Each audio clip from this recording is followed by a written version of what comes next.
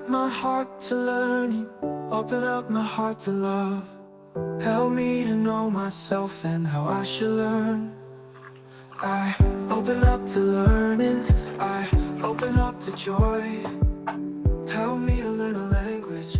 Right, today we're going to talk about Neil McTaggart. Now, some of you know that I've been writing a story and you've been reading it on my blog and hearing it on YouTube.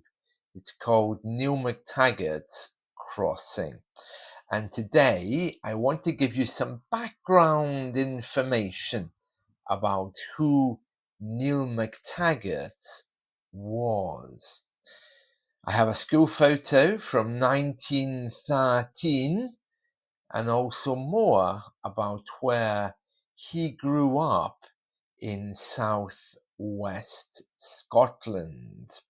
They all lived in a little town called Kilbirnie, which is still there. And my parents grew up in that area as well. So that will give you a bit more biographical information about him before he moved to Canada. Let's begin then. Right, let's begin. So you'll see here a school picture from 1913. I've tried to colorize it a little bit just to make it more human. Neil McTaggart is in this picture, but I don't know which one he is. This building has been destroyed, and in fact, this hamlet, which was a little village just next to where my ancestors all came from, has now been destroyed. So this building has disappeared. It was called Barkip. That's where this picture was taken. The school was called Carsland Barony, and you can see it there. Now, Neil McTaggart, he is in this picture somewhere. My goodness me, the teachers look just as young as the pupils do, don't they? Here's a picture of where Neil McTaggart would have lived. This street was known as Montgomery Street, and it was something of a ghetto. The sanitary conditions were awful. People generally lived in one, maximum 2 rooms, and they worked in the local factories. And let me just show you what that looks like now. You'll see here, the policeman is standing more or less where that first picture was taken. So no trace of those old buildings, and there's a new housing estate.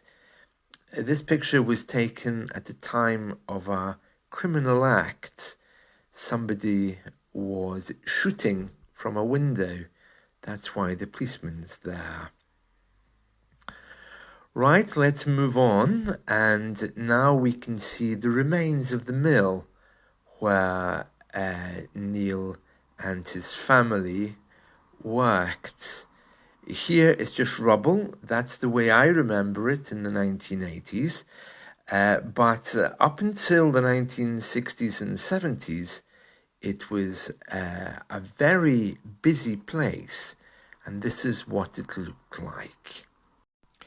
Now, I've actually colorized this brown to make it easier on the eye, but I can assure you it wasn't like that. It was gritty, it was dark grey, which matched the sky, and we'll look more at that in a second.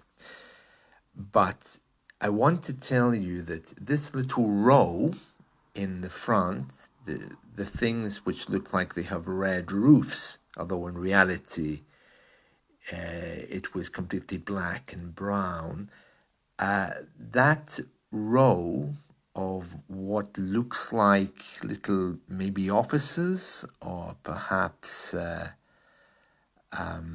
just little rooms, they were actually houses. These were mill houses. There was 13 of them, and they only had 2 rooms. One room for sitting, one room for sleeping, and my great-grandparents had 10 of a family. I say my great-grandparents, the people who lived here were one generation before. It's actually my great-great-grandparents. My great-grandfather, he grew up here.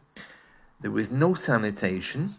There were no indoor toilets, no running water, and you can imagine the noise it must have came from the factory. 10 children living in a 2-roomed mill house. This was quite normal in the old days, and some of the children died. In fairness, though, they weren't actually children when they passed away. 2 of the girls who worked in this mill, they died at very young ages. Maggie, I think, was 16, and another girl around the same age called Maria died about 10 years earlier. It's very interesting because they were never spoken about in the family. In those days, death was something that was very personal, and once someone died, you never spoke about them. And I only found out about their existence by going through family records. My grandfather never mentioned it. So anyway, you can see here I've written the photo has been colorized for effect. It was colorized by me. The buildings were not brown though, they were grey. So yeah, my great-great-grandparents lived at number 13.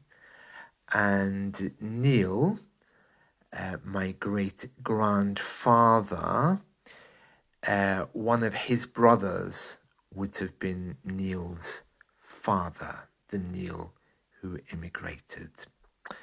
Right, let's continue then. This is the reality we're going to look at now of what this building looked like. Okay, so let's take a little look and see what the building actually looked like. There we are. You can see black and white photo, but very depressing and hard to imagine so many people living in these, well, what we called them were rows of houses. This was called Denningham Street, and actually that street had a school and a church, so it's kind of hard to imagine by our standards of today, just looking at this, isn't it? Right, let me show you what the area is like now today. This is very interesting because it's been completely reformed and changed. I'm a little bit sad about that though, because of course they've wiped out the memory of where my great-great-grandparents lived. And there we are. That gives you some background to Neil's life before he immigrated to Canada. And you can see there was a need for immigration because really the living conditions here at that time were absolutely awful. Neil wasn't able to read or write, and he only owned shoes for the purposes of work. Even my great-great-grandparents, I'm told that my great-great-grandmother, she used to walk around the town without shoes. Very, very hard to imagine, isn't it, by today's standards. I think she died in 1929. Neil, of course, was her nephew, much younger, so he lived another number of years. And you'll learn more about him as we go through his story. And that's it, a little bit of a background to Neil McTaggart. Now, I've no idea what his life was like in Canada, But from what I do know about his work, it was certainly more prosperous. But I don't have any pictures of him or his life in Canada. Maybe somebody, if one of my very distant cousins comes across this YouTube clip, maybe they can fill me in. And that's it. Thank you.